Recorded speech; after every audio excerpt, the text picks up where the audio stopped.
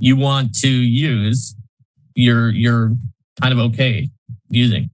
So I think that this just looks to me, and obviously we'll have to see what actually comes out later. But you're right, Stephen, in that it would be so foolhardy for them to make this statement and then not do it. And they've seen that their fan base is able to figure out if you're not actually like their fan base has a lot of lawyers and people who will know if they don't actually do it. So I think there's no way that they say this and then go back, especially after they've already put so much in Creative Commons. Like, what's even the point of deauthorizing 1.0A if they have all that on Creative Commons? So I think that there's almost no doubt that they're telling the truth about the things that they actually said in this statement. And I think this is amazing for everyone whose life was put into uncertainty by the whole situation.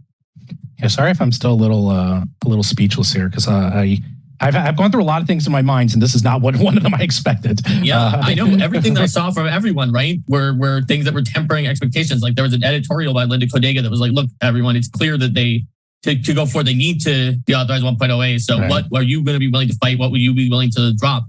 But then they reversed it. They reversed course. So so we have they continue saying the feedback, and I'm happy they did this, and I think they're doing this. They have to earn back trust. Like they just, oh boy, did they destroy the trust of the community. And there was the rumor going around that they don't really read the feedback, and then there was a lot happening. So here they show, hey, look, we got the feedback in 1 week. And it says here that 62% were satisfied with adding the SRD to Creative Commons. Those dissatisfied wanted more in the Creative Commons. 89% were dissatisfied with deauthorizing the OGL 1.0A. Yep. Have you ever heard of anything at 89%? That is basically 100%. I mean, that's like, that number is ridiculous. It's such a ridiculous amount. It's ridiculous. And they have to think, look, if that's this high, that's not just the hardcore, that's the norms, they call them the normal people.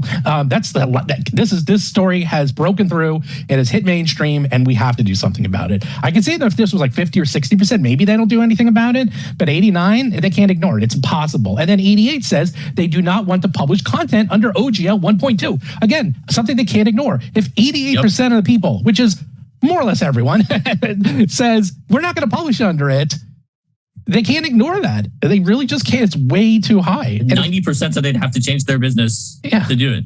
Yeah. So, and that's insane. That's so much.